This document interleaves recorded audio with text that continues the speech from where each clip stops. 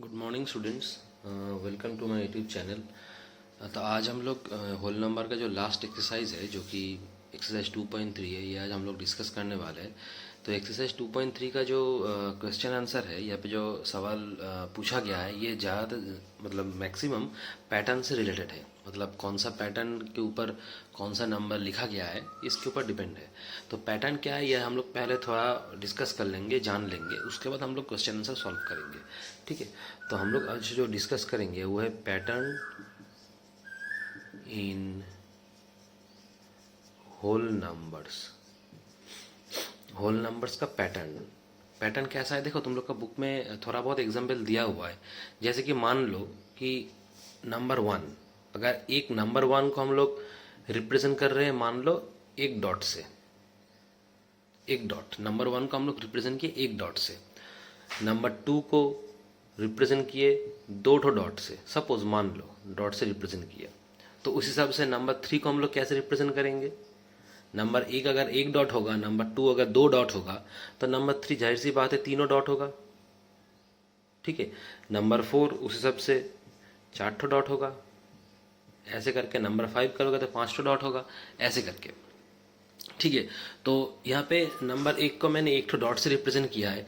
ऐसा भी हो सकता है कि सवाल में, क्वेश्चन में एक क्रॉस साइन से रिप्रेजेंट किया होगा, हो ही सकता है। तो 2 क्या हो जाएगा, नंबर 2 को 2 क्रॉस साइन हो जाएगा, नंबर 3 3 क्रॉस साइन हो जाएगा। ठीक है, नंबर 4 उस हिसाब से 4 क्रॉस साइन हो जाएगा, इस तरीके से चलेगा। तो कौन सा पैटर्न तुमको दिया हुआ ये तुमको समझना पड़ेगा, उस हिसाब से लिखना पड़ेगा। ठीक है, अच्छा, उसके बाद मान लो और एक तो समझा देते हैं। जैसे कि मान लो वो लोग नंबर 1 को रिप्रेजेंट किया 2 डॉट से, मान लो कि नंबर 1 को रिप्रेजेंट किया 2 डॉट से, तो उस हिसाब से नंबर 2 रिप्रेजेंट क्या होगा, और 2 डॉट हो जाएगा। नंबर 1 के लिए 2 तो रहेगा ही, नंबर 2 दिया है मतलब और 2 हो जाएगा। ठीक है, अच्छा, नंबर 3 क्या हो जाएगा, और 2 हो जाएगा, जो था वो रहेगा, उसके साथ और 2 जुड़ जाएगा, ऐसे करके। नंबर 4 क्या होगा, जितना था उतना रहेगा, और नंबर 4 के लिए और एक पेयर जुड़ जाएगा, ऐसे करके चलेगा। ठीक है, तो ये डिपेंड करता है कि बुक में कौन सा पैटर्न दिया है, उसको तुमको समझना पड़ेगा, समझ के नेक्स्ट जो नंबर से उसका पैटर्न बनाना पड़ेगा। ठीक है, अच्छा, उसके बाद देखना तुम लोग का बुक में ये भी दिया होगा कि नंबर 4 को कैसे रिप्रेजेंट किया जाता है। अगर डॉट से हम लोग करेंगे, नंबर 6 को कैसे रिप्रेजेंट किया जाता है, बहुत तरीके का पैटर्न हो सकता है। ठीक है, ये तुमको एग्जाम्पल बुक में दिया है, इसको पढ़ोगे और जब क्वेश्चन हम लोग सॉल्व करेंगे उसमें देखना ऊपर में दिया रहेगा कि अगर नंबर 2 को इस तरीके से रिप्रेजेंट करेंगे, नंबर 1 को इस तरीके से रिप्रेजेंट करेंगे, तो ये वाला नंबर कैसे रिप्रेजेंट होगा। तो वो पैटर्न देख के तुमको समझ के लिखना पड़ेगा। ठीक है, तो हम लोग डायरेक्ट क्वेश्चन आंसर में आते हैं। देखो एक्सरसाइज 2.3 का पहला वाला क्वेश्चन क्या है, डायरेक्ट क्वेश्चन आंसर में आ जाते हैं। ठीक है, पहला वाला क्वेश्चन देखो क्या दिया है, which of the following will not represent 0। 4 option दिया है हम लोगों को, बोला गया है क्या कि इनमें से कौन सा 0 को रिप्रेजेंट नहीं करता है। ठीक है, तो एक एक करके ऑप्शन हम लोग पहले लिखते हैं, कॉपी करते हैं। पहला वाला ऑप्शन क्या है, 1 + 0। दूसरा वाला ऑप्शन क्या है, 0 × 0। तीसरा वाला ऑप्शन क्या है, 0/2। चौथा वाला ऑप्शन क्या है, 10 - 10/2। पूछा गया है कि इनमें से कौन सा वाला ऑप्शन 0 को रिप्रेजेंट नहीं करता है। ठीक है, तो देखो पहला अगर हम देखेंगे कि पहला वाला ऑप्शन में 1 + 0, 1 + 0 तो 1 होता है, 0 के साथ कोई भी नंबर ऐड करोगे तो वो वही नंबर आंसर होगा तुम्हारा। ठीक है, तो 1 के साथ 0 जोड़ेंगे तो 1 ही होगा। अच्छा, बी वाला ऑप्शन 0 × 0, 0 × 0 तो 0 होता है। ठीक है, अच्छा, 0/2, 0 को 2 से डिवाइड करोगे फिर भी 0 होगा, क्योंकि 0 के कुछ ही 0 को अगर कोई नंबर से तुम डिवाइड करते हो तो 0 ही होता है।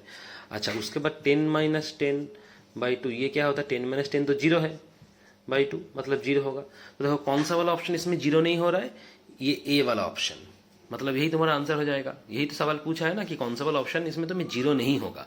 तो देखो हर एक में 0 हो रहा है, सिर्फ ए वाले ऑप्शन को छोड़ के, मतलब तुम्हारा आंसर हो जाएगा क्या, ऑप्शन ए। ठीक है, अच्छा, उसके बाद सवाल नंबर 2। सवाल नंबर 2 देखो क्या पूछा है, if the product of 2 whole number is 0, can we say that 1 और both of them will be 0, justify through example. पूछा गया है कि दोनों होल नंबर का प्रोडक्ट अगर जीरो है, दोनों होल नंबर का प्रोडक्ट अगर जीरो है तो हम क्या बता सकते हैं उसमें से कि उनमें से एक तो जीरो होगा या दोनों ही जीरो होगा। और एक बार बता रहे सवाल, बोला गया है दो तो होल नंबर का प्रोडक्ट जीरो है, ठीक है। तो दो तो जो होल नंबर का प्रोडक्ट जीरो है उनमें से वो जो दो होल नंबर तुम चुने हो वो दो नंबर क्या दोनों ही जीरो होगा या उनमें से एक जीरो होगा, ठीक है। ये पूछा गया है, उसको जस्टिफाई करना होगा, एग्जाम्पल लेके जस्टिफाई करना है। तो देखो इसका आंसर यस होगा, इसका आंसर होगा हाँ।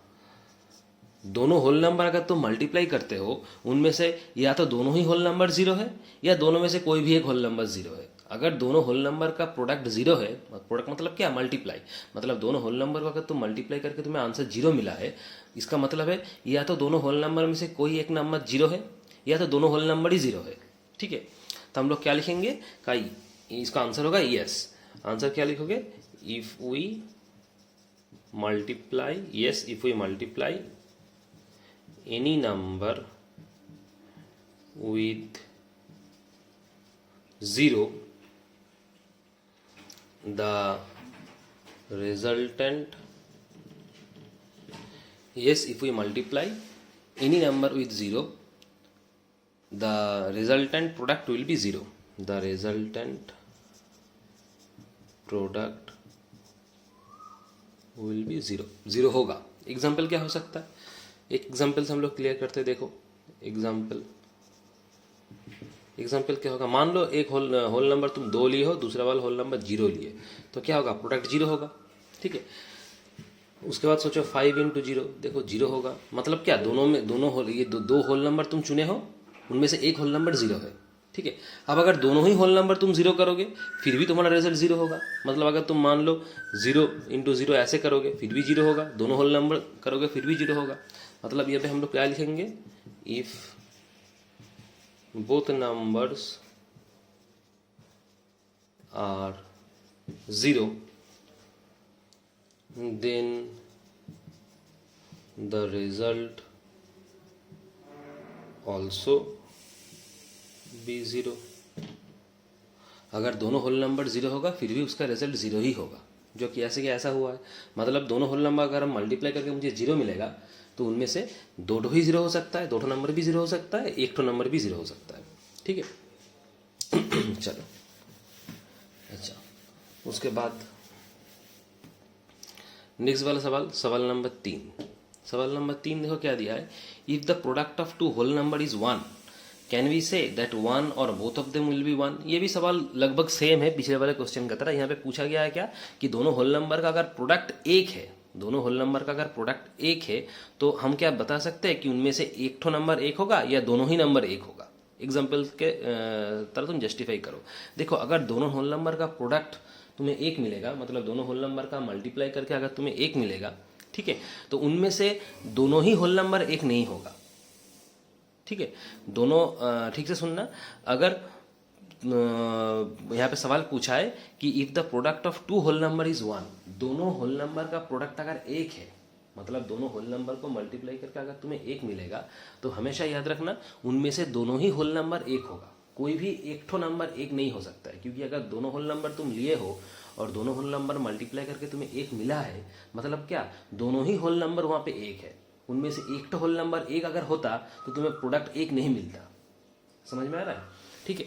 मतलब यहाँ पे दोनों ही होल नंबर एक होगा। हम लोग एग्जाम्पल से क्लियर करते हैं। तो पहले लिखो यहाँ पे कि इफ, यहाँ पे लिखो इफ ओनली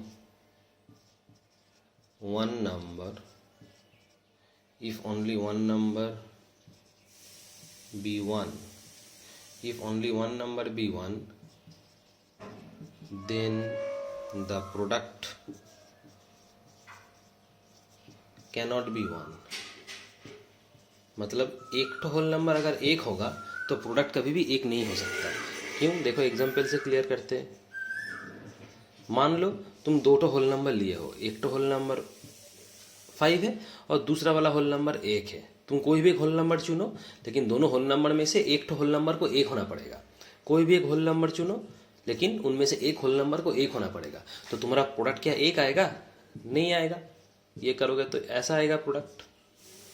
आएगा ना। मतलब दोनों होल नंबर अगर तुम चूज किए हो, उनमें से एक होल नंबर अगर एक है तो कभी भी तुम्हारा प्रोडक्ट एक नहीं आएगा। प्रोडक्ट एक लाने के लिए दोनों ही होल नंबर को एक होना पड़ेगा, तभी एक आएगा। मतलब अगर तुम ऐसा होल नंबर लेते, दोनों ही होल नंबर अगर तुम एक लोगे तभी तुम्हारा प्रोडक्ट एक आएगा। ठीक है, मतलब हम लोग क्या लिखेंगे, if both numbers are 1, if both numbers are 1 then the product is 1। अगर दोनों होल नंबर एक है तभी उसका प्रोडक्ट एक आएगा। ठीक है, अच्छा तो ये भी हो गया। अच्छा नेक्स्ट 4 नंबर सवाल। 4 नंबर सवाल क्या दिया है, देखो 4 नंबर के अंदर कुछ सवाल दिया हुआ है जिसको हम लोगों को डिस्ट्रीब्यूटिव प्रॉपर्टी से सॉल्व करना है। तो एक एक करके हम दिखाते हैं, 2-3 सवाल दिखा रहे हैं तुमको कैसा होता है कि डिस्ट्रीब्यूटिव प्रॉपर्टी। देखो हम लोग पिछले वीडियो में डिस्कशन किए थे कि डिस्ट्रीब्यूटिव प्रॉपर्टी क्या है। ठीक है, तो वहाँ से उसको देख लेना, डिस्ट्रीब्यूटिव प्रॉपर्टी क्या है हम डिस्कस कर चुके हैं। ठीक है, तो उसी डिस्ट्रीब्यूटिव प्रॉपर्टी के हिसाब से हम लोग इसको सॉल्व करेंगे। देखना ये नॉर्मल मल्टीप्लाई नहीं है कि नॉर्मल अगर जैसा है इसको तुम मल्टीप्लाई करके आंसर निकाल दोगे, ऐसा नहीं है। इसको तुम्हें डिस्ट्रीब्यूटिव प्रॉपर्टी से ही सॉल्व करना पड़ेगा। ऊपर में इंस्ट्रक्शन देखना लिखा हुआ है। तो ये तो पहले हम लोग किए हैं। कैसे करेंगे, इस 101 को तोड़ देंगे 100 + 1 करके। अब इसके साथ ये वाला मल्टीप्लाई होगा, इसके साथ ये वाला मल्टीप्लाई होगा, ये डिस्ट्रीब्यूटिव प्रॉपर्टी है। बीच में देखो प्लस साइन है तो प्लस साइन दे देंगे, ये हो जाएगा ऐसा, ये हो जाएगा ऐसा। ठीक है, अच्छा इसको जोड़ोगे तो कितना आएगा, ये आएगा 73528 ऐसा आएगा, 73528 ऐसा आएगा। ठीक है, अच्छा उसके बाद देखो कौन सा वाला सॉल्व करें। मान लो हम लोग सॉल्व करेंगे डी नंबर वाला। चलो डी नंबर वाला थोड़ा बड़ा है, इसको दिखा देते हैं। देखो 4275 × 125।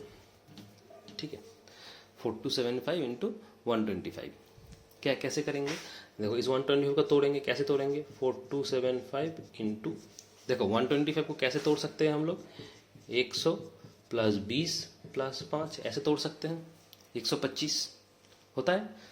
ठीक है, अब क्या करेंगे, एक बार इसके साथ ये वाला करेंगे, एक बार इसके साथ ये वाला करेंगे, एक बार इसके साथ ये वाला करेंगे। मतलब एक बार इसके साथ 100 वाला, इसके साथ 20 वाला, इसके साथ 5 वाला। ठीक है, और बीच में प्लस साइन है, प्लस साइन दे देंगे।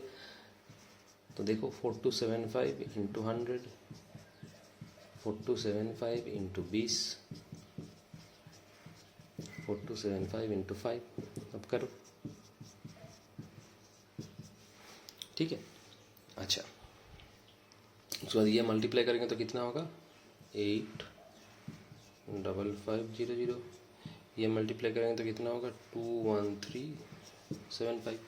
ठीक है, तो पहला वाला होगा 427500, उसके बाद वाला होगा 85500, उसके बाद 21375। अब जोड़ो। ठीक है, तुम रफ में जोड़ोगे, हम मेंटली कर रहे हैं कैलकुलेशन, तुम करोगे तो इसको हर एक लिखोगे रफ में लिख के जोड़ोगे। चलो तो 500 ये 5 होगा। अच्छा उसके बाद ये वाला 7, अच्छा उसके बाद 3 कैरी 4, उसके बाद 3, उसके बाद 5। मतलब तुम्हारा आंसर होगा 534375, 534375। ठीक है, यही आंसर होगा। तो इस तरीके से हम लोग करेंगे। ए वाला हम दिखा दिए, डी वाला भी दिखा दिए, उस हिसाब से तुम बी वाला, सी वाला और ई वाला सॉल्व करो। देखो बी वाला क्या दिया है हम तुमको समझा देते हैं। बी में क्या दिया है, 5437 × 1001। बी वाला क्वेश्चन को देखो, बी वाला में दिया हुआ है 5437 × 1001। ये जो 1001 है इसको तोड़ोगे। कैसे तोड़ोगे 1001 को, ऐसे तोड़ोगे, 1000 + 1 ऐसे तोड़ोगे, फिर करोगे।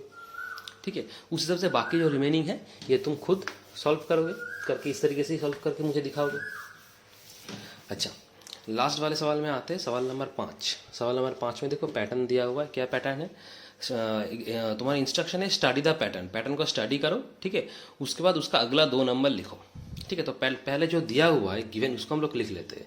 क्या दिया हुआ है, 1 × 8 + 1 = 9, 12 × 8 + 1 12 × 8 + 2 98। ठीक है, अच्छा उसके बाद दिया हुआ है 1 2 3 × 8 + 3 = 987।